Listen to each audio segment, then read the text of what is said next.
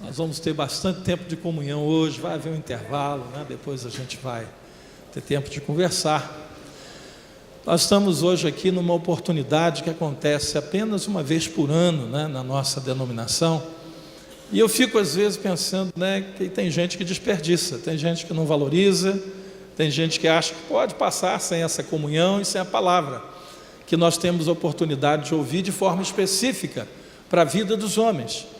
Nós vamos à igreja, né, semanalmente, domingo, meio de semana, mas quando a gente chega na igreja, a preocupação do pastor não é falar somente aos homens, tá? Ele tem que ministrar a toda a igreja, ele tem que falar com a mulher, ele tem que falar com o idoso, ele tem que falar com o jovem, né? Ele tem que falar com a moça. Então fica difícil uma palavra específica como a gente tem hoje aqui, só homens, e poder direcionar essa palavra para a necessidade do homem. Então eu sempre quero incentivar você a, quando houver encontros como esse, aqui ou lá na sua igreja, não perca, querido, oportunidade dos homens se reunirem para estarem juntos, para ouvir a voz de Deus, para abençoar um a vida do outro, né? E eu sei que tem muitas igrejas representadas aqui, depois do intervalo nós vamos falar sobre todas, né? E deixando ainda um tempo para aqueles que estão chegando, estão vindo pelo caminho, poderem chegar. Nessa primeira etapa nós vamos ter a ministração da palavra de Deus através de um pastor que veio de longe, irmãos. Ele veio lá, né? A igreja dele é em Caxias, mas ele não mora em Caxias, né? Mora, onde que mora, irmão? Mora no Meia, né? É longe também, do mesmo jeito, né? Tem que atravessar a poça d'água para chegar aqui, né? Então você vai conhecê-lo, isso é bom. Eu gosto de conhecer gente nova do reino de Deus, né? Pastores que eu não conheço, é bom a gente ter comunhão. E ele pertence à Associação Missionária Evangélica Maranata, né? Que hoje é presidida pelo pastor Paulo Brito, e é uma oportunidade assim ímpar também conhecer um pouquinho do que Deus está falando e fazendo através de outros ministérios, né? Não só a Nova Vida, mas louvado seja Deus. Eu costumo dizer que se todas as igrejas fossem apenas Nova Vida, seria chato demais, né? Porque essa diversificação, essa quantidade de multiplicidade, né, dos dons, ela está na Bíblia e ela é importante para as nossas vidas. Então, pastor Ari Akio vai estar pregando para nós a primeira palavra nessa tarde. Venha trazer, querido, o recado que Deus colocou no seu coração.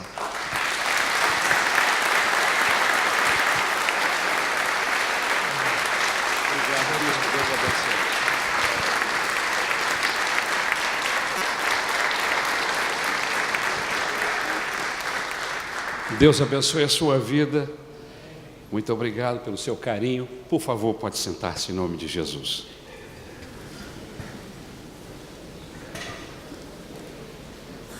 Eu quero agradecer a Deus pela oportunidade de estarmos juntos esta tarde. Quero agradecer ao bispo Volney pelo convite. Acredito que foi tudo combinado e programado, juntamente com os bispos aqui da área. Amém. Quero agradecer o bispo Robson e o bispo Ademir por nos receber de uma forma tão carinhosa, e também a pastora Dulce. Que Deus possa abençoar cada um desses irmãos queridos, no nome de Jesus.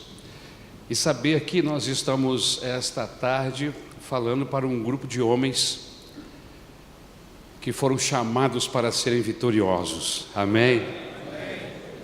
É verdade que no percurso, no processo, às vezes tropeçamos, caímos, mas a Bíblia diz que o justo cairá 7 vezes, mas 7 vezes o Senhor o levantará. Eu tenho certeza absoluta que Deus tem coisas boas para nós aqui esta noite, esta tarde, no nome de Jesus. Como já fui apresentado, eu sou pastor da Igreja Missionária Evangélica Maranata. Eu trago um abraço forte do pastor Paulo César Brito, que possivelmente seja conhecido de muitos irmãos aqui pela voz e pela liderança da Igreja Maranata. Sou casado há 32 anos, tenho uma esposa querida, que a amo profundamente, e é muito bom se descobrir apaixonado pela sua esposa depois de 32 anos de casado. Isso é misericórdia de Deus. Temos 2 filhos, o mais velho se chama Gabriel, e já está casado há quase 7 anos, já me deu 2 netas, a Gabriela e também a Clarice, tem 4 meses de nascido.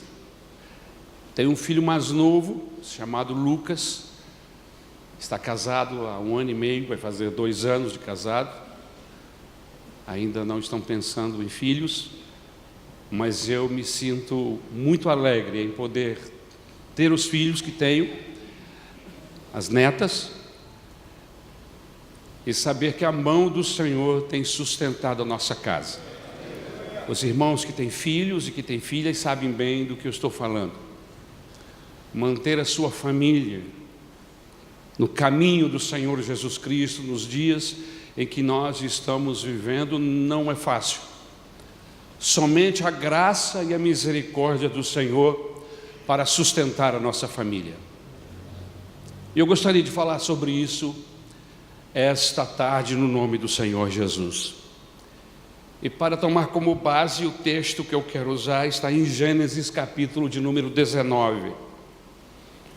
Nós vamos ler os primeiros 15 versículos e em seguida estaremos comentando sobre o que lemos. Amém?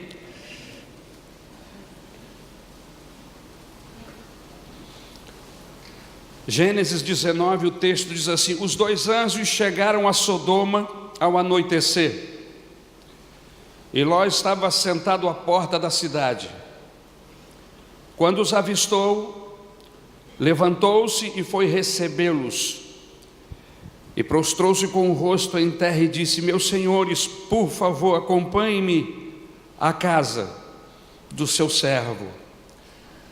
Lá poderão lavar os pés, passar a noite e pela manhã seguir caminho.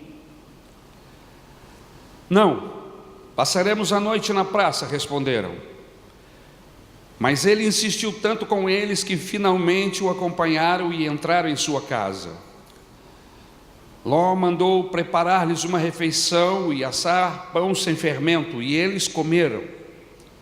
Ainda não tinham ido deitar-se quando todos os homens de toda a parte da cidade de Sodoma, dos mais jovens aos mais velhos, cercaram a casa. Chamaram Ló e lhe disseram: onde estão os homens que vieram à sua casa esta noite? Traga-os para nós aqui fora, para que tenhamos relações com eles. Ló saiu da casa, fechou a porta atrás de si e lhes disse: não, meus amigos, não façam essa perversidade. Olhe, tenho 2 filhas que ainda são virgens. Vou trazê-las para que vocês façam com elas o que bem entenderem. Mas não faça nada a estes homens, porque se acham debaixo da proteção do meu teto. Saiam da frente, gritaram, e disseram: este homem chegou aqui como estrangeiro e agora quer ser juiz. Faremos a você pior do que a eles. Então empurraram Ló com violência e avançaram para arrombar a porta. Nisso os 2 visitantes agarraram Ló, puxaram-no para dentro e fecharam a porta. Depois feriram de cegueira os homens que estavam à porta da casa, dos mais jovens aos mais velhos, de maneira que não conseguiam encontrar a porta. Os 2 homens perguntaram a Ló: você tem mais alguém na cidade? Genros, filhos ou filhas ou qualquer outro parente? Tire-os daqui, porque estamos para destruir esse lugar. As acusações feitas ao Senhor contra este povo são tantas que ele nos enviou para destruir a cidade. Então Ló foi falar com os seus genros, os quais iam casar-se com suas filhas, e lhes disse: saiam imediatamente deste lugar, porque o Senhor está para destruir a cidade. Mas pensaram que ele estava brincando. Ao raiar do dia, Os anjos insistiam com Ló, dizendo: depressa, leve daqui sua mulher e suas 2 filhas, ou vocês também serão mortos quando a cidade for castigada.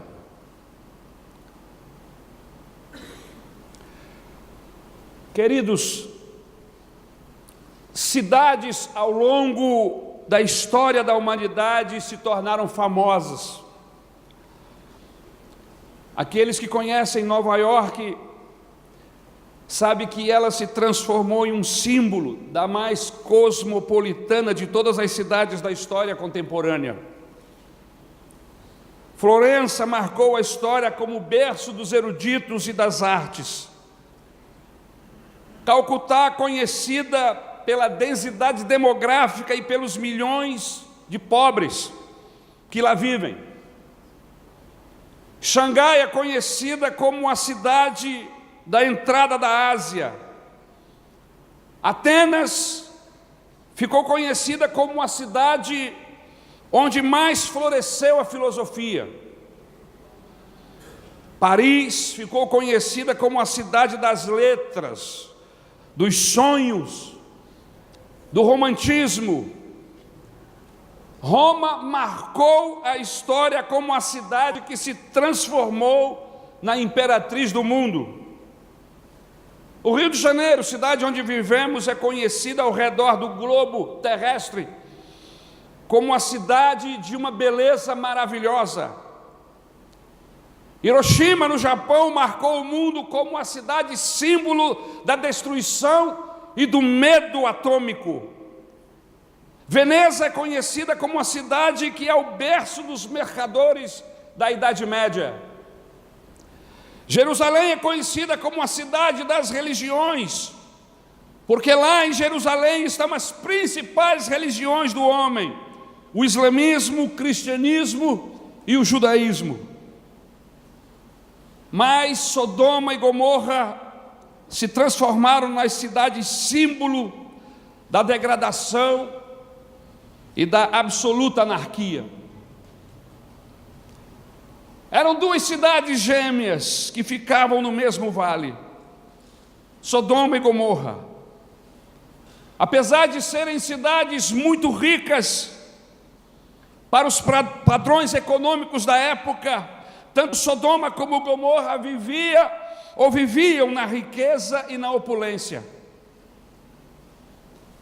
Mas elas ficaram conhecidas pela licenciosidade moral. E quando nós falamos, irmãos, de perversidade moral, nós nos lembramos de Sodoma e de Gomorra.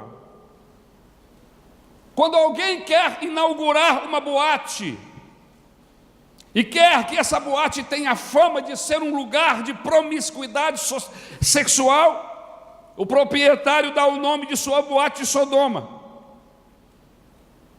Quando se fala de apodrecimento de sentimentos, nos lembramos de Sodoma e Gomorra.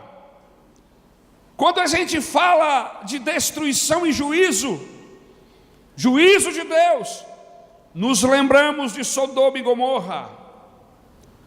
Quando a gente fala de fogo, de enxofre caindo do céu, as primeiras ideias que vêm à nossa mente são de cidades de Sodoma e Gomorra. Quando alguém se refere a uma estátua de sal, nós nos lembramos da esposa de Ló, que era habitante de Sodoma e Gomorra. Queridos, apesar desta fama que Sodoma e Gomorra tinham no mundo da época, no mundo antigo, de serem 2 cidades mergulhadas em podridão e que se tornaram conhecidas e famosas no mundo antigo, os arqueólogos ainda hoje não possuem um relato conclusivo sobre onde estavam exatamente essas 2 cidades. A conclusão mais provável da arqueologia bíblica é que a localização dessas 2 cidades, Sodoma e Gomorra, seja onde está o Mar Morto hoje, que é o lugar mais baixo do planeta. Nestas cidades, Ló sobrinho de Abraão, vivia com sua família. Nesta cidade, Ló se tornou juiz, porque o texto que lemos nos diz que ele se sentava à porta da cidade, e essa posição de sentar-se à porta da cidade era a posição que os juízes da época tomavam, e ali eles julgavam as causas que aconteciam, que vinham até eles. A Bíblia diz que Ló e sua esposa tiveram 2 filhas que ainda eram virgens, mas estavam prometidas a 2 habitantes daquela cidade. Vocês se lembram de todas essas circunstâncias, quem sabe através de outras mensagens ou da própria leitura bíblica? 3 homens visitaram a casa de Abraão. Eles estavam a caminho das cidades de Sodoma e Gomorra. Era Deus, ladeado de 2 anjos. Deus não foi pessoalmente a Sodoma e Gomorra, mas os 2 anjos que estavam ao lado de Deus foram pessoalmente àquelas 2 cidades. Eram homens formosos, de porte físico avantajado, com músculos. Eles entraram na cidade e logo chamaram a atenção das pessoas por causa do seu biotipo. Eles destoavam daquela população, eram homens bonitos, eram homens charmosos, eram homens atraentes. E logo começou o burburinho na cidade sob a presença daqueles 2 personagens, daqueles 2 anjos que entraram nas 2 cidades. Num desses dias, eu estava assistindo um desses programas televisivos e eu vi uma jovem que iria encontrar-se com um desses galãs de novela.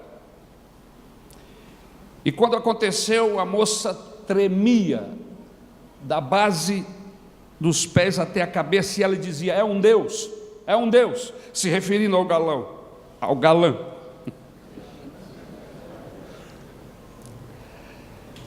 Foi mais ou menos isso que aconteceu quando esses 2 anjos entraram na cidade. Espalhou-se o boato de que gente importante visitava a casa de Ló, e a multidão correu para lá. Quando eles chegaram, viram que não eram apenas visitantes importantes, mas eram muito bonitos. E começou a despertar nessa gente, nessa população, nesse grupo de pessoas, uma cobiça sexual. E o texto bíblico diz que um grupo de homossexuais começou a desejar esses anjos.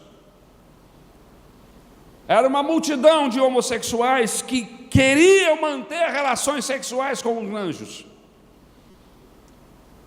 Quando Ló percebeu que havia um clima de histeria, de desejo sexual em toda a cidade, e que havia uma multidão para tomar a casa dele, ele rogou: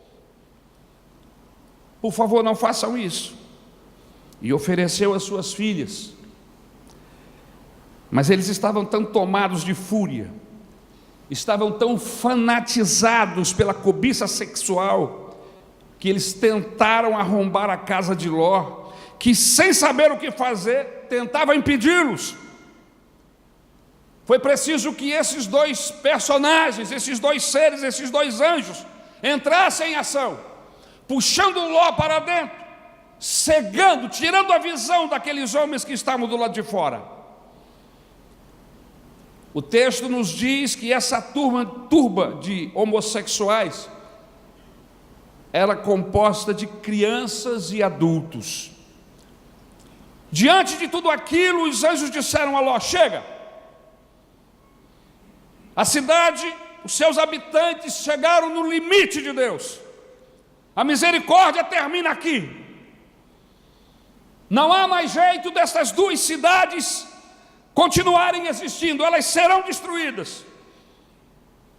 Por isso, reúna sua família, traga todos, inclusive tragam também os seus genros, tragam os seus parentes, sua família, vamos tirá-los daqui. Deus vai enviar o juízo sobre estas duas cidades.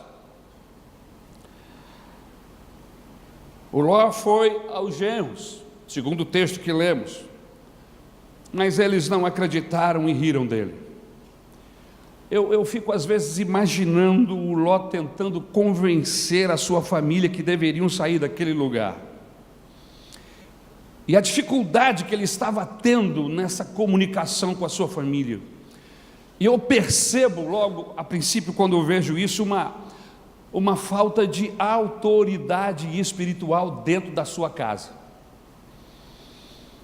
Me parece que ele não tinha essa autoridade espiritual. Ele não era a voz de Deus na sua casa, ele não era sacerdote na sua casa. A sua voz era como uma outra voz qualquer. Sua esposa e suas filhas e as pessoas que frequentavam a sua casa não tinha como alguém de autoridade espiritual.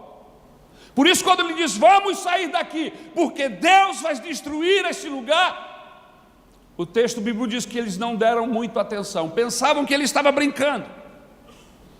Finalmente eles resolveram sair, mas não com facilidade, porque era difícil se despedir daquela cidade. O texto diz que houve hesitação da família, de forma que os anjos teve que tomá-los pelas mãos e os tirou da cidade. Quando estavam fugindo da cidade, o texto bíblico diz que a mulher de Ló olha para trás, mas não um olhar de curiosidade, mas sim um olhar de melancolia, um olhar de despedida da sua vida. Ou seja, ela saiu de Sodoma, mas Sodoma não havia saído dela. Ela já estava com saudades. Ela não queria ir embora daquela cidade. E é nesse instante que o texto bíblico diz que ela se transforma em uma estátua de sal. Mas ainda houve um diálogo de Ló com os anjos. Não, eu não quero fugir para as montanhas. Eu gostaria de ir para a cidade de Zoar, que fica aqui perto. É uma cidade pequena, dá para recomeçar a vida por lá, por favor. O anjo disse, está bom, vá para esta cidade. Chegando lá, Ló entendeu que aquela cidade não era o melhor lugar para ele ficar. Não demorou muito por lá e deixou aquela cidade e foi para as montanhas de uma caverna. Lá na caverna, a filha mais velha cobiçou sexualmente o pai e arranjou uma justificativa para fazer isso. Aqui não tem homens, como vou gerar filhos, descendência para o meu pai? Deu bebida alcoólica para Ló, ele se embriagou, e ela teve relações sexuais com o pai, e no dia seguinte chamou a irmã mais nova, que fez a mesma coisa, e as duas ficaram grávidas do pai. A primeira deu à luz a um filho, que mais tarde foi o patriarca da nação dos Moabitas, que mais tarde tornou-se um dos grandes inimigos dos judeus. A filha menor também gerou um filho, que se tornou o patriarca da nação dos amonitas. Os dois descendentes de Ló se tornaram grandes inimigos dos judeus. A pergunta que não quer calar esta tarde é a seguinte: o que aconteceu com essa família? Que desastre é esse que ocorreu com esta casa?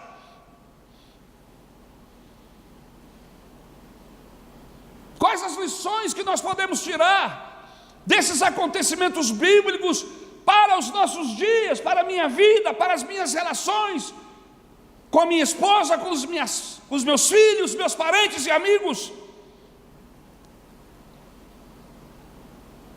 A princípio eu pensei em pregar sobre 5 pontos que estão claros aqui nesse texto. Quais os processos que levam uma nação, um povo, uma família a serem destruídos por Deus? Era sobre isso que eu queria falar, mas não vou falar. Como que uma nação, um povo, uma família chega aos limites da misericórdia de Deus, ao ponto de serem destruídos, como o texto bíblico nos informa? A minha mensagem seria a seguinte: quando que isso acontece? Quais são os sinais que evidenciam uma ação de Deus, um juízo de Deus próximo? Quando o bem se torna impotente diante do mal. Em qualquer circunstância onde o bem se torna impotente diante do mal, haverá o juízo, haverá a maldição de Deus sobre esse lugar. Mas quais são os processos, pastor, que levam uma nação, um povo, uma família a serem destruídos por Deus? Quando crianças se tornam tão malignas ou piores do que adultos. É do que nós estamos falando. Esta nação, este povo ou esta família estão condenados por Deus. E quando eu vejo isso, eu temo pelo Brasil, meus queridos irmãos. Nós temos no Brasil problemas seríssimos que estão comprometendo nossas crianças. Meninos e meninas que já estão em centros de recuperação de delinquência. Meninos com 10 anos de idade, com 5 crimes nas costas, 5 assassinatos nas costas. Toda uma geração comprometida com pornografia, com pedofilia, com turismo sexual. Um problema seríssimo aqui no Rio de Janeiro e no Nordeste do nosso Brasil. Mas eu não quero pregar sobre isso. Se eu fosse pregar, eu falaria sobre esse tema. Em terceiro lugar, quando se perde totalmente a referência a Deus e aos valores sagrados. Uma nação, um povo, uma família está sujeito a uma intervenção de Deus quando se perde essa referência da orientação da palavra de Deus, quando de maneira irreverente trata os valores sagrados. Quando um povo, uma nação perde totalmente a referência, perde a reverência a Deus e aos valores sagrados, esta família, este povo, esta nação está condenada. Quais os processos que levam uma nação, um povo, uma família a serem destruídos, pastor? Quando se perde o recato, quando as pessoas não são púdicas, quando as pessoas não têm mais vergonha de fazer em público o que se deve ser praticado apenas no privado. Eles não apenas estavam com uma licenciosidade sexual tremenda, mas estavam tornando isto público. Todo tipo de perversão sexual dentro de 4 paredes é errado, mas levar isso ao espaço público é pior ainda. É perder o recato, é perder a vergonha de pecar. E quando uma sociedade, uma família perde esse senso de recato, ela cruza uma linha imaginária da paciência de Deus.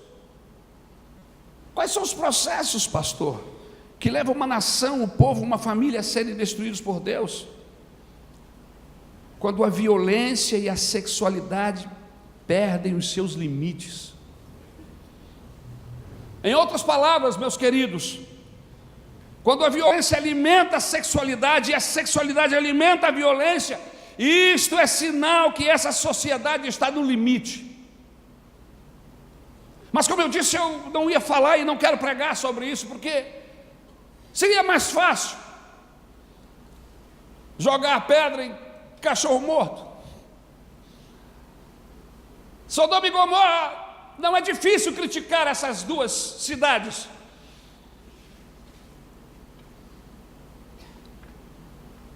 Mas eu gostaria de falar sobre outra coisa. Por que é que Deus destruiu essas duas cidades? Em Ezequiel, no capítulo de número 16, 48, o texto diz assim: juro pela minha vida, palavra do soberano Senhor, sua irmã Sodoma e as filhas delas jamais fizeram o que você e as suas filhas têm feito. Ora, este foi o pecado de sua irmã Sodoma. Ela e suas filhas eram arrogantes, tinham fartura de comida e viviam despreocupadas, não ajudavam os pobres e os necessitados, eram altivas e cometeram práticas repugnantes diante de mim. Por isso eu me desfiz delas, conforme você viu. Mas, como eu disse, esse seria o sermão que eu iria pregar, e eu não vou pregar sobre ele, porque o nosso grande desafio aqui hoje não é entender os processos pelos quais a família é destruída. O nosso desafio não é fazer um paralelo entre o Brasil e Sodoma. Isso qualquer um pode fazer, qualquer leitor com um pouco mais de atenção. Mas o nosso principal desafio aqui, esta tarde, é se eu vivo em uma sociedade parecida com Sodoma, que tem elementos que parecem-se com a sociedade de Sodoma e Gomorra, como é que eu me comporto em uma sociedade que se assemelha a Sodoma e Gomorra? Como é que nós vivemos e nos relacionamos em uma circunstância parecida com a circunstância que Ló e sua família estavam vivendo? O meu desafio, o nosso desafio aqui esta tarde é saber como posso triunfar e ser vitorioso em um ambiente de extrema promiscuidade, onde eu estou totalmente em desvantagem. O meu desafio, o seu desafio aqui esta tarde é que o Espírito Santo nos ajude, de forma que nós não venhamos a nos contaminar pela mentalidade, pelo espírito, pela cultura de Sodoma. Essa é a nossa maior luta. Eu não vim aqui falar mal dessas duas cidades, porque isso qualquer um pode fazer. O meu desafio hoje aqui, jovem solteiro, homem casado, é mostrar que sua casa, que a sua família, que os seus projetos, se você não tomar todo cuidado, podem ser apodrecidos, podem ser contaminados, e pode terminar em uma circunstância semelhante à que terminou a família do Ló. O meu desafio aqui esta tarde é que você, homem, que tem filhos adolescentes, saiba como preservar seu filho, como preservar sua filha. Este é o nosso maior desafio. E se você quer isto, deixe-me lhe dar alguns conselhos que consegui abstrair desse texto. Primeiro conselho: tome muito cuidado quando você se ver obrigado a fazer uma escolha para evitar o mal, para evitar o pior. Você opta pelo mal. Tome muito cuidado quando você se vê obrigado a fazer o mal para evitar o pior. Porque foi isso que eu notei aqui nesse texto. Se você quer se preservar, quer preservar a sua família, tome cuidado na hora em que você estiver tendo que fazer o mal para evitar uma coisa pior. Você sabe o que me chama a atenção aqui nesse texto? É que na hora do sufoco, quando aqueles homens queriam entrar na casa de Ló, Ló oferece suas duas filhas para serem estupradas por homens vagabundos no meio da rua. Eu tenho filhos homens, mas Eu tenho netas, e você com certeza tem filhas mulheres. Você se imagina fazendo algo semelhante? E o texto bíblico diz que elas ainda eram virgens. Por que ele ofereceu essas moças? Para evitar uma coisa pior. E o que era pior? Que anjos de Deus fossem sodomizados, que anjos de Deus fossem estuprados. Ló ficou imaginando o quanto seria horrível aquilo e preferiu entregar suas filhas para evitar o pior. E para evitar o pior, eu vou fazer o mal. Você que é pai, que tem filhas adolescentes em casa, você se imagina agindo dessa forma? Forçado a negociar a virgindade de suas duas filhas, para não ver os emissários de Deus passarem por uma situação constrangedora? E aí, eu quero falar para você, homem, que veio aqui essa tarde. Sabe de quem eu me lembro? Eu me lembro de Davi, que ficou encurralado pelo pecado e teve que fazer o mal para preservar o pior. Ele pensava que matando Urias, esposo de sua amante, estaria tudo resolvido. E ele opta em fazer o mal para encobrir o pior. Sabe de quem eu lembro? De Herodes, que precisou executar João Batista para poder manter a sua palavra. Sabe de quem eu me lembro? De Pilatos, que precisou sentenciar Cristo à cruz para manter-se no poder. Veja, meu querido, que um abismo vai puxando o outro abismo, como diz a Bíblia Sagrada. Hoje, anos depois, nós sabemos que os Estados Unidos já sabiam que não havia armas de destruição em massa lá no Iraque. E por que fizeram a guerra?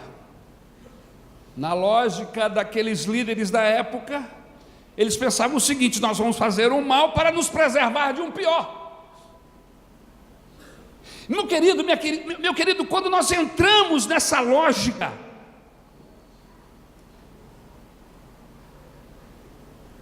nós entramos na lógica de Sodoma e de Gomorra. Nós estamos assinando a nossa própria sentença de destruição. Eu acredito que nós precisamos nos perguntar hoje o seguinte: será que o meu estilo de vida, será que o lugar onde eu moro, será que os valores que orientam a minha empresa, os meus negócios, será que a minha paixão, será que o meu relacionamento que eu estou tendo com alguém fora do meu casamento, será que isso vai me levar a fazer o mal para evitar o pior?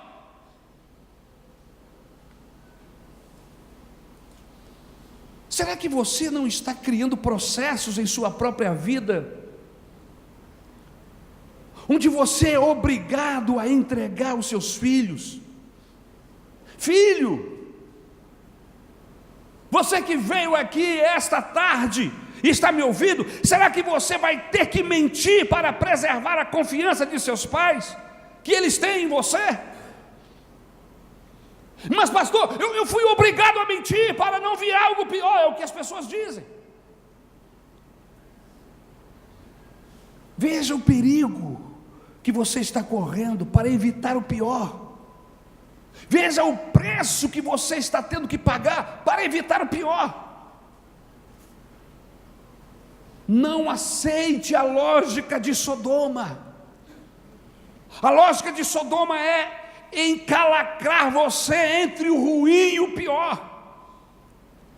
E aí você tem que negociar o ruim para ser preservado do pior. E de ruim em ruim vamos nos destruindo. E o pior acaba chegando. Cuidado para você não se achar negociando entre o ruim e o pior. Cuidado. Mas deixe-me lhe passar para o segundo conselho. Tome muito, mas muito cuidado com a maldade invisível do que você tomaria com a maldade explícita. Tome mais cuidado com os processos de maldade que são invisíveis, porque a nossa tendência, meus irmãos, é tomarmos cuidado com os processos de maldades que nós percebemos, que nós vemos. E é muito interessante aqui no texto que quando lemos sobre a maldade explícita de Sodoma, essa maldade explícita acaba camuflando, acaba diminuindo aos nossos olhos a maldade invisível que havia dentro da família, da casa de Ló. Porque do lado de fora está muito sujo, a gente fica olhando para a sujeira do lado de fora e se esquece de olhar para o que está acontecendo dentro da nossa casa. Veja que a maldade da casa de Ló, veja que a maldade do núcleo da família dele, da cultura que ele vivia, era tão ruim quanto a cultura da cidade. Só que a cultura perversa de Sodoma era mais explícita, mais visível, mais escancarada do que era a maldade que havia dentro da casa dele. A maldade da casa de Ló era varrida para baixo do tapete, era escamoteada, mentida, disfarçada. Aonde você quer chegar, pastor? É muito fácil para mim denunciar a lavagem de dinheiro do tóxico, as propinas, que mais uma vez desestabiliza a nossa nação. É muito fácil sermos intolerantes com um fiscal que mandou dinheiro para a Suíça. É fácil não aceitar aqui, nesse ambiente, a pornografia infantil.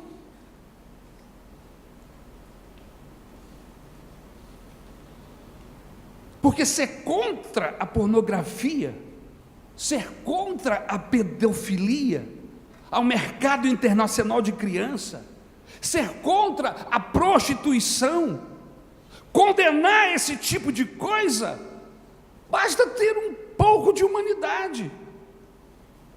Não precisa ser crente, não precisa frequentar uma igreja, um pouco de ética para ser contra. Olhar para Sodoma e Gomorra e dizer, cidades malditas, não é difícil, é fácil. Olhar para a rede de televisão e dizer, televisão, essa rede é do inferno, não é difícil. Difícil é vermos os mesmos processos que estão acontecendo de forma explícita e escancarada lá fora, dentro da igreja. Isso é difícil. Dentro da minha casa. E eu não sei se isso é uma boa notícia ou uma notícia ruim, mas os processos dentro das igrejas evangélicas são muito mais vezes piores do que os processos que estão acontecendo no mundo, infelizmente. Pior, pastor? Sim, porque aqui nós fazemos em nome de Deus. E aí é pior. Lá no mundo é feito em nome do lucro. Lá no mundo é feito em nome do dinheiro.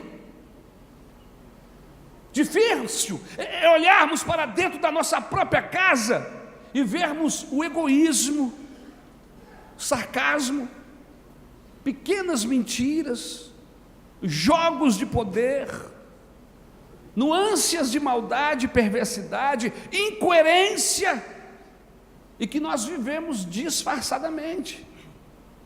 Irmãos, a casa de Ló estava carcomida igual a Sodoma. As duas filhas de Ló, embora virgens fisicamente, não eram virgens mentalmente.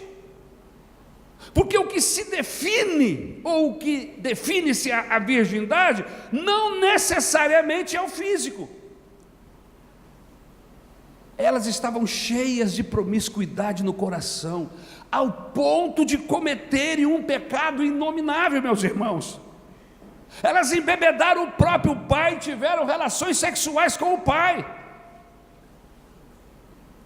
E essas meninas estavam namorando habitantes de Sodoma, que não eram lá grandes coisas.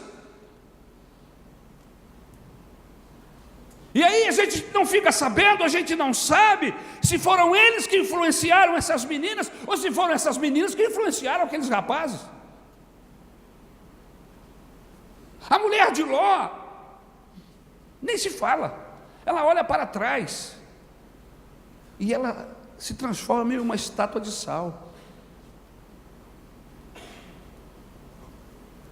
O Ló, se não fosse os anjos de Deus o arrastar pelas mãos, ele teria ficado lá. Agora, é muito fácil para mim ficar falando, condenando a cidade de Sodoma, quando dentro da minha casa existe uma ferrugem de maldade, de destruição, de perversão, de violência, e isto é um vírus invisível, e que está se alastrando como um câncer, e que vai destruir a minha casa. Você precisa voltar o seu olhar para a sua família. Antes mesmo de voltar o seu olhar para as coisas, entre aspas, de Deus, na igreja, você precisa voltar o seu olhar para a sua família. Até porque, para se tornar um líder, para se tornar um pastor, para se tornar alguém que Deus vai usar, precisa estar com a sua casa em ordem. Você precisa ser proativo nesse sentido. Você não pode simplesmente deixar que a sua esposa continue sozinha tentando equilibrar e arrumar as coisas. Você precisa tomar o posicionamento de um sacerdote dentro da sua casa.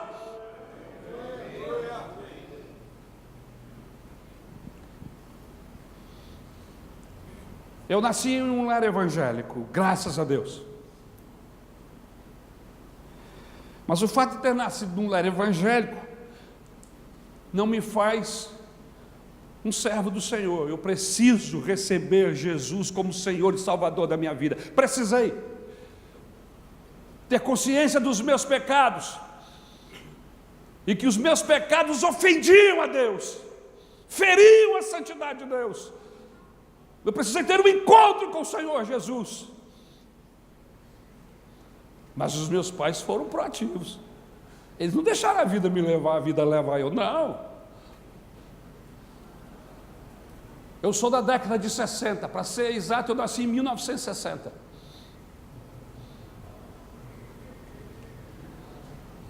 Eu vivi no Rio de Janeiro dos 0 aos meus 7 anos de idade. Depois meu pai, que era militar, foi transferido para Brasília. Mas nesses primeiros 7 anos aqui no Rio de Janeiro, por causa dessa drástica mudança, eu tenho guardado na minha mente episódios, circunstâncias.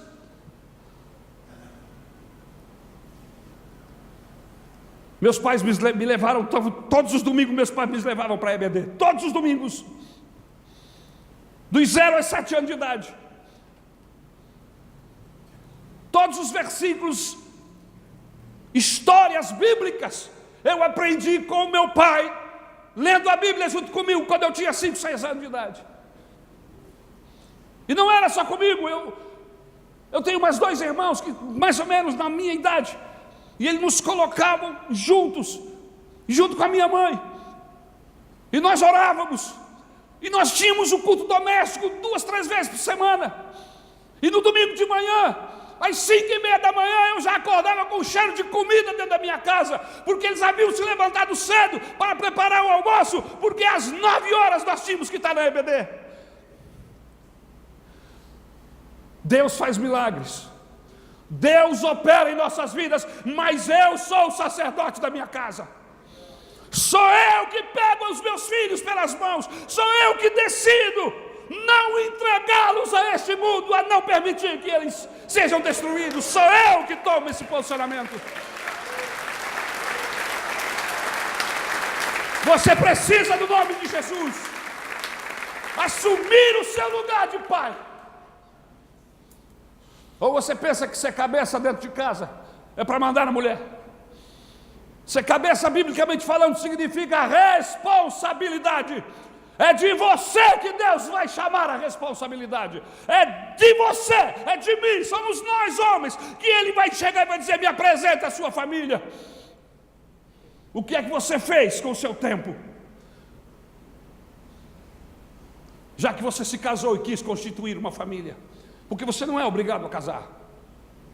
Se você não quer ter essas responsabilidades, não case, você é livre.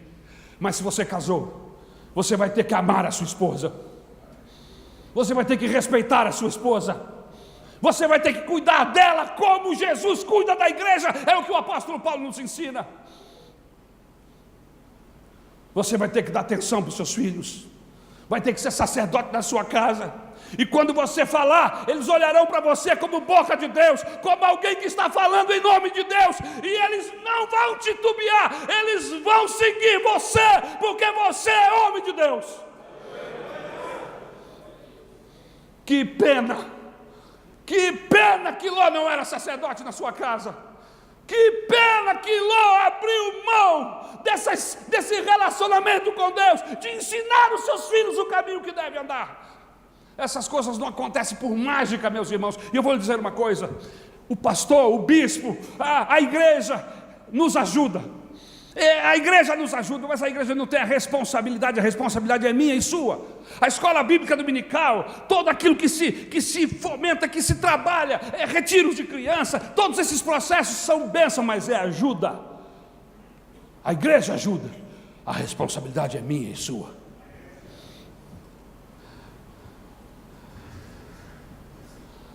Volta o seu olhar para dentro da sua casa.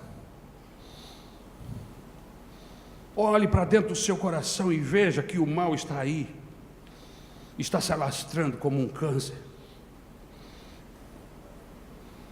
A gente só sabe que a casa de Ló era o que era, irmão, depois do fogo e do enxofre. Eu fico pensando, se não tivesse fogo e enxofre, a gente não saberia nunca. Se não viesse uma intervenção, um juízo de Deus, todo mundo ia ficar pensando que Jó era o cara mais especial e o mais santo, e a sua família era ímpar. Mas quando chegou o fogo, quando chegou o enxofre, quando chegou o juízo, descobriu-se que tinha um monte de circunstâncias camufladas, esqueletos no armário, sujeiras embaixo do tapete. Que o Senhor Jesus tenha misericórdia da minha vida e da sua. Porque é muito fácil nós colocarmos uma roupa bonita, cortarmos o cabelo, ajeitarmos a barba, pegarmos uma Bíblia, colocarmos embaixo do braço e virmos para a igreja. O pastor não tem visão além do alcance, a não ser que o Espírito Santo lhe revele, e ele revela, ele vai acreditar em você, que você é um homem bom, que você não é um homem violento, que espanca seus filhos, que barbariza com a sua esposa. Porque aqui na igreja, irmãos, todo mundo é como a família de Ló, aparentemente muito boa. Mas a Bíblia está nos dizendo que eu preciso olhar, que eu preciso ter a minha atenção voltada não apenas para o explícito que está lá fora, porque é possível que dentro da minha casa coisas horríveis possam estar acontecendo, mas eu não estou prestando atenção. O meu olhar está voltado para o mundo, para as coisas horríveis que estão acontecendo lá fora, e dentro da minha casa a sujeira é igual. Até o fogo, o juízo chegar. Aí que era aparente, tudo que era bom, tudo que estava camuflado foi revelado. O Ló era bem arrumadinho, meus irmãos, a casinha dele era jeitosinha, tinha um verniz de moralidade burguesa, era lindo. Ló tinha as palavras certas, o sorriso dele era certinho, ele sabia ir na igreja, levantar as mãos na hora certa, mas até vir a promessa de fogo, de enxofre, depois do fogo e do enxofre, ficou-se sabendo que a casa de Ló era tão ruim quanto a cidade de Sodoma e Gomorra. Veja o que Jesus diz em Mateus capítulo 10, versículo 12 e 15, ele diz assim: ao entrarem na casa, saúdem-na, se a casa for digna, que a paz de vocês repouse sobre ela, se não for, que a paz retorne para vocês. Se alguém não os receber, nem ouvir suas palavras, sacudam a poeira dos pés, quando saírem daquela casa ou cidade. Eu lhes digo a verdade, no dia do juízo haverá menor rigor para Sodoma e Gomorra do que para aquela cidade, para aquela casa. Por quê? Porque aquela casa, meus irmãos, esta casa que Jesus está se referindo aqui, pressupunha-se que ela sabia. E Sodoma e Gomorra não.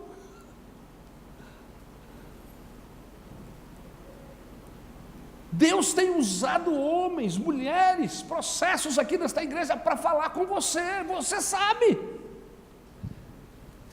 Sodoma e Gomorra não sabia. Por isso, naquele dia, haverá menos rigor para Sodoma, porque eles não sabiam, mas nós sabemos, você sabe. Cuidado para que as nossas maldades explícitas não nos roubem de ver, de perceber as maldades que estão dentro do nosso coração. Terceiro cuidado. Cuidado para que não hajam valores mais importantes que os seus valores morais. Valores espirituais ou valores relacionais. Tome muito cuidado para que não hajam valores na vida mais importantes que seus valores morais, que seus valores espirituais, que suas relações, valores relacionais. Você sabe de onde eu tiro isso? Irmão, sair de Sodoma não foi fácil, foi difícil, a coisa ficou amarrada. Se alguém pensou que o anjo chegou lá e a família dele disse, está bem, vamos seguir, não, a coisa foi difícil. Os genros não quiseram sair, a mulher de Ló não quis sair, mas por quê? Porque Sodoma e Gomorra eram cidades ricas, e ela, a mulher de Ló, era a mulher da alta sociedade. Ela só comprava na Daslu. Sua casa era uma mansão, seus empregados, suas joias, seu status. E quando ela olha para trás, é isso que ela sente falta. Ela estava deixando para trás os seus valores. Foi isto que a levou a olhar para trás. Está ficando para trás o que eu mais amo, está ficando para trás todos os meus maiores e melhores valores. O Ló também não queria ir. Ele era um juiz da cidade, respeitado, admirado, com fazendas e muitas criações. Eles estavam presos a um estilo de vida daquela cidade. Irmãos, era bom morar em Sodoma.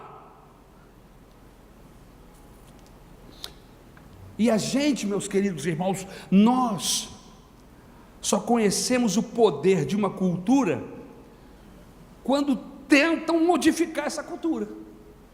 Deixa-me ser um pouco mais claro. Você só conhece a cadeia de vício quando tenta se libertar desse vício.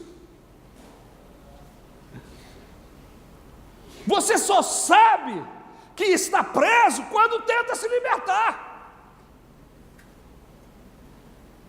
Você só conhece o poder do dinheiro quando ele começa a faltar. Você só conhece a força dos bens materiais quando você é obrigado a viver com pouco. Você só conhece a atração de um prazer quando surge a oportunidade de dizer não para ele. Então é fácil para nós dizermos não à tentação do pecado quando nós estamos em um ambiente protegido. Isso aqui é um ambiente protegido. Aqui a gente grita não à tentação, não ao pecado, não, é fácil. Isso aqui é um ambiente resguardado. Difícil é dizer não quando o computador está ligado e todos estão dormindo. E você assiste filmes pornográficos. Quando a pedofilia entra na sua casa através do computador, da internet, aí é difícil. E você só sabe que está preso, que está amarrado a esse vício, quando o Evangelho chega e diz: se você quiser me seguir, você tem que deixar isso.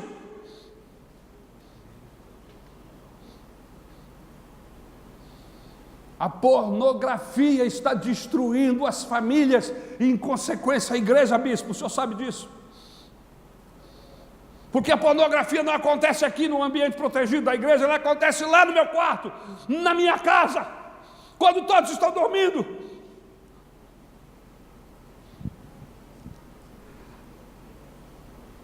A igreja às vezes é como uma redoma de vidro. E aí aqui nós pensamos que eu estou bem, eu estou ótimo. É difícil, meu irmão, difícil é nos livrarmos de alguma coisa com as quais nós vivemos no dia a dia, coisas que nos prendem, e que um dia teremos que dizer para elas adeus, se despedir de um estilo de vida, se despedir de um hábito, se despedir de Sodoma, irmão, não era fácil.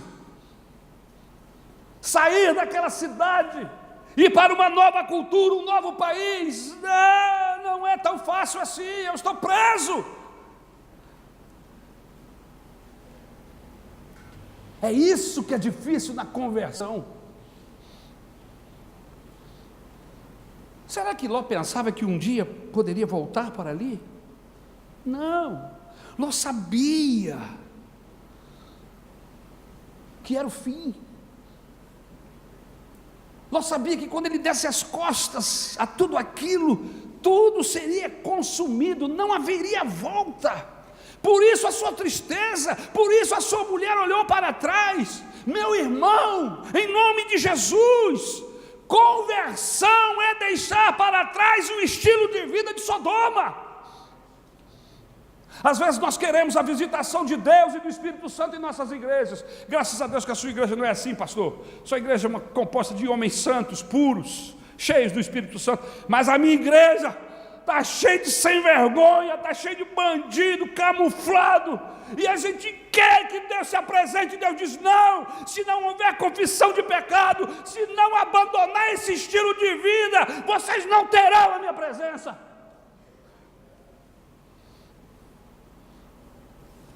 A proposta do Evangelho é novidade de vida. É deixar para trás. Não olhar, deixar para trás, não fazer mais. A conversão é para sempre. Não pode voltar e considerar a cultura que você vivia do processo de morte. Não tem volta. É abandonar seus falsos deuses, suas religiões ou religiosidade. É abandonar a vida de pecado e voltar-se para Deus. Isso é conversão. No Evangelho, algumas pessoas queriam seguir Jesus nos Evangelhos, mas ele os dizia: vocês não estão prontos para isso, tem um custo. Vocês já fizeram as contas? esse texto não está falando de finanças, esse está falando do preço que se paga para continuar debaixo do guarda-chuva. Não paga nada para entrar, mas para continuar tem preço. Paga nada para ser salvo, mas para continuar salvo precisa pagar sim. Eu preciso ter uma vida de santidade, eu preciso ter os meus valores transformados, eu não posso estar nesse caminho com os valores do mundo.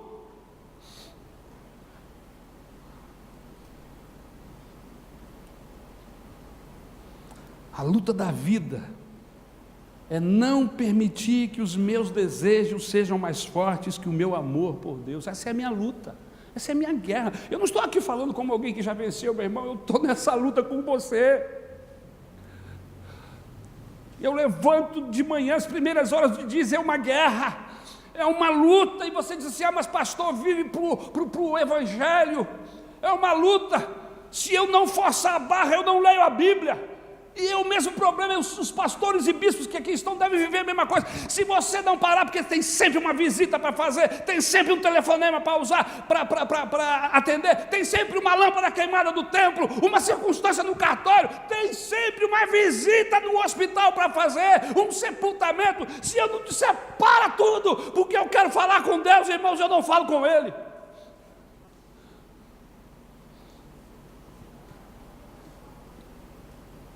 E aí eu preciso deixar a passividade e enfrentar a guerra. Porque se eu quero Deus, então eu preciso abrir espaço na minha agenda para Ele ministrar o meu coração, para através da sua palavra os meus valores serem trabalhados, mudados, transformados. Porque a Bíblia diz que eu tenho que ter os valores do céu. Os meus tesouros não podem ser terrenos. Os meus tesouros têm que ser tesouros celestiais. Aleluia. Que a ferrugem não come, que o ladrão não rouba. Mas nós estamos presos a essa cultura, aos nossos vícios. Mas a proposta esta tarde é abandonar tudo isso por causa dele. Ele merece que deixemos tudo, aleluia. Ele merece que abandonemos esta vida, essa cultura de Sodoma e de Gomorra, e vivamos uma vida separada para Ele, aleluia. Com a nossa família, com a sua esposa, com os seus filhos, com a sua igreja. Eu vou terminar. Quarto conselho: nunca transfira para a sua localidade o que precisa acontecer no seu coração. Quando o anjo viu a situação do Ló e disse, arruma a tua casa,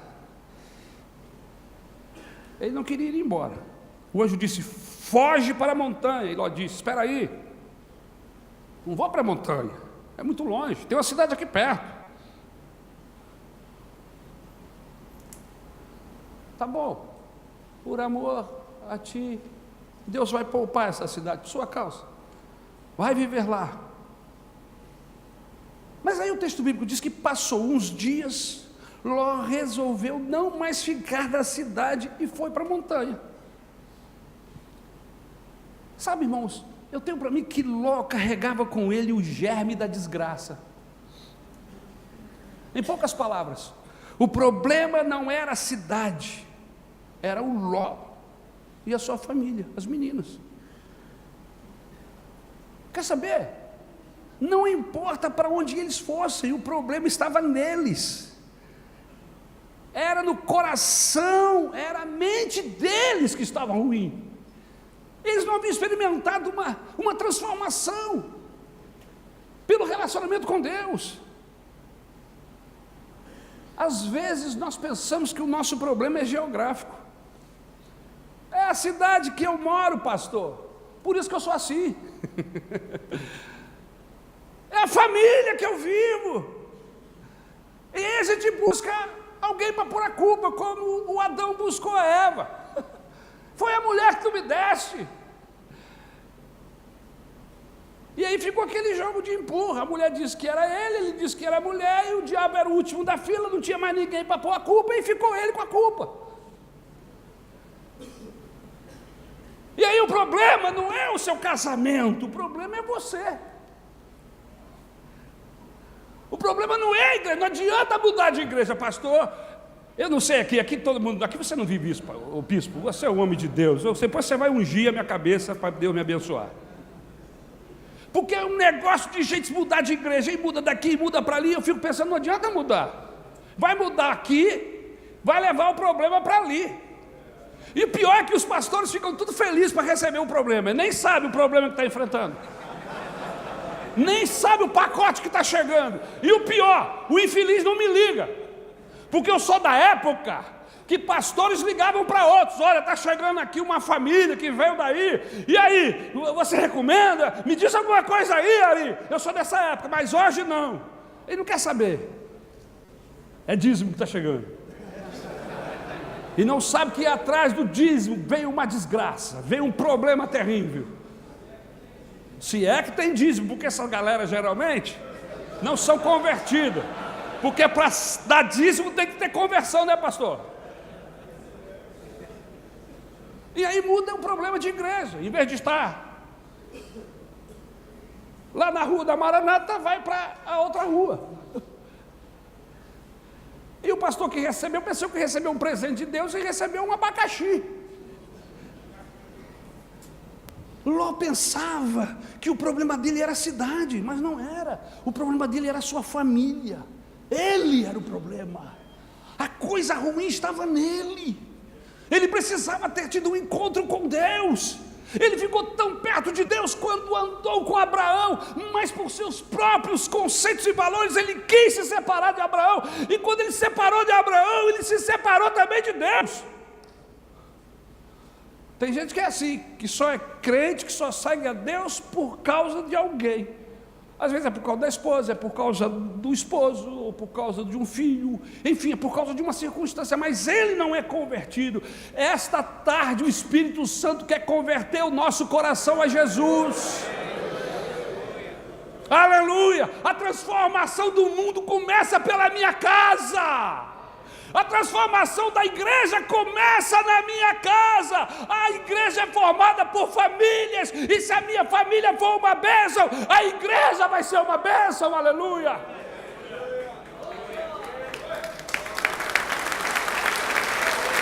E nós não temos que colocar culpa, porque o líder hoje ele acaba ficando com a responsabilidade, se o culto é bom, se o culto é ruim, queridos. Nós não fazemos culto, eu não faço culto, irmãos. A gente monta programa. Nós todos cultuamos. E culto é oferta. E qual é a oferta que você está trazendo para Deus hoje?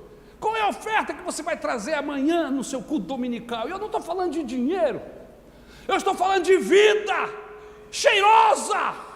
Que quando você chega aqui, Deus inspira e diz que cheiro bom que está saindo daqui. Aleluia. Cheiro de santidade, cheiro de fidelidade, cheiro de compromisso com a palavra de Deus. Se nós não trabalharmos isso nas nossas vidas, meus irmãos, nós vamos perder o nosso tempo.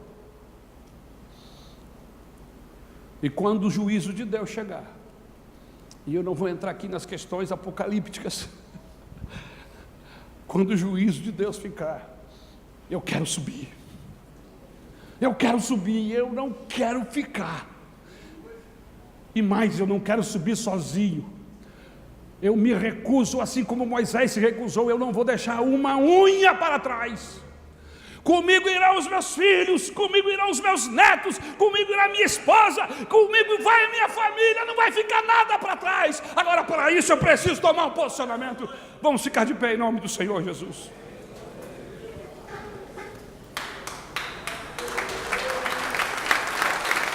Aleluia.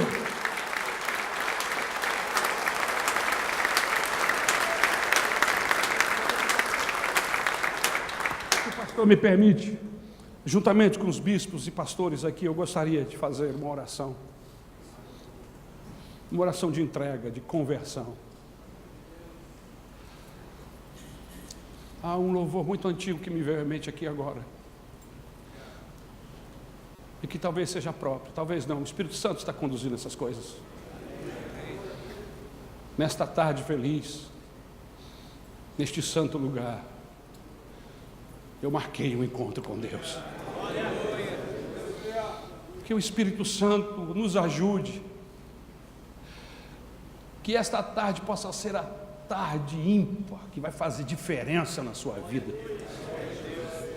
Duas histórias, antes e depois dessa tarde. Por quê? Porque eu tive um encontro com Deus. E o encontro com Deus muda o meu coração, muda os meus valores, muda a minha maneira de olhar para o mundo, de olhar para minha esposa, por olhar para os meus filhos, muda a minha oração, muda tudo, aleluia. Quando eu tenho um encontro com Deus, há uma transformação. E eu sinto, graças a Deus que não acontece aqui do lado de cada poça, mas do lado de lá da poça acontece. Eu sinto que muitos dos membros da minha igreja nunca tiveram um encontro com Deus. Nunca tiveram um encontro com Deus. Eu lamento que nunca tiveram uma experiência forte de transformação.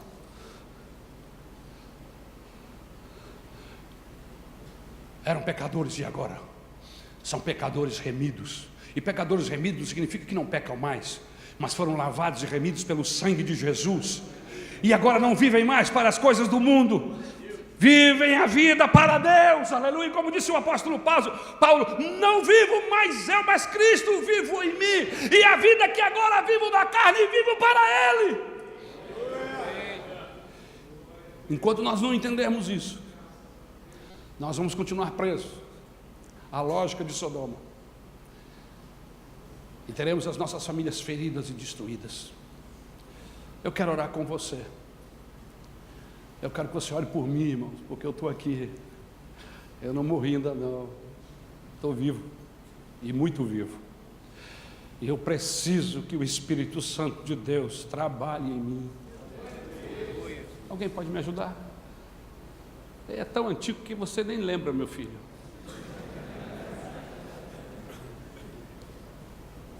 Nesta tarde feliz, neste santo lugar, eu marquei um encontro com Deus.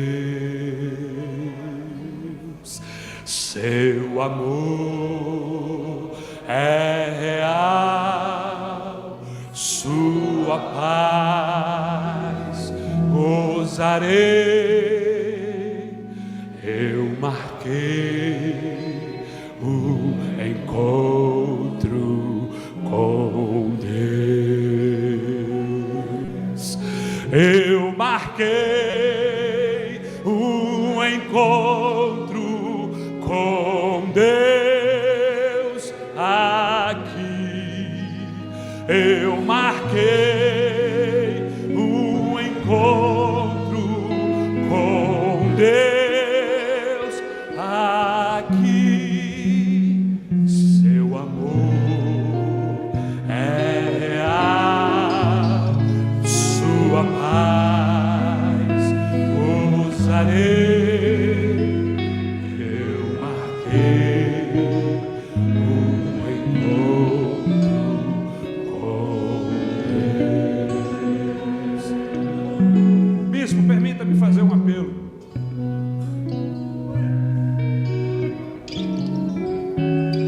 Tem alguém aqui essa tarde que veio aqui trazido pelo Espírito Santo de Deus, que ouviu os cânticos, foi tocado pelo Espírito Santo, ouviu a palavra, e não pode sair daqui hoje sem entregar a sua vida para Ele, sem dedicar a sua vida para Ele, sem assumir o compromisso de ser um seguidor.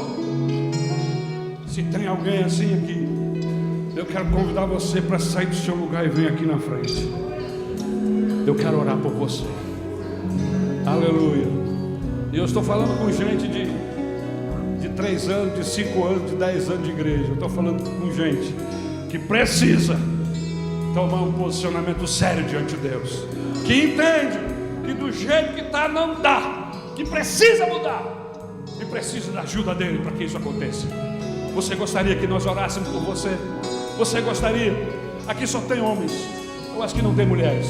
Não se preocupe, tudo que acontecer aqui vai ficar aqui, aleluia, na presença de Deus, no santo lugar. Vem para cá, deixa Deus fazer um milagre na sua vida hoje. Deixa Deus fortalecer você, de maneira que você possa dizer não, não aos valores, às circunstâncias do mundo, e você possa se tornar um homem totalmente entregue nas mãos de Deus. Você está totalmente entregue nas mãos dele. Você entregou a sua vida totalmente a ele. Não há nenhuma área da sua vida que você segurou, não há nenhuma área da sua vida que você camuflou, que você escondeu. Está tudo entregue nas mãos de Deus. Ele tem o domínio, o controle, ele tem o acesso. Se é assim, que Deus te abençoe. Mas se não for, em nome de Jesus, por misericórdia, corre para cá, aleluia, porque Deus está aqui. Nós marcamos um encontro com Ele, e Ele quer fazer um milagre, aleluia. Você não precisa se encontrar com o juiz, encontra-se com o advogado. Não precisa encontrar-se com o juiz, encontra-se com Jesus, o advogado. Aleluia. Vem para cá depressa, vem para cá depressa.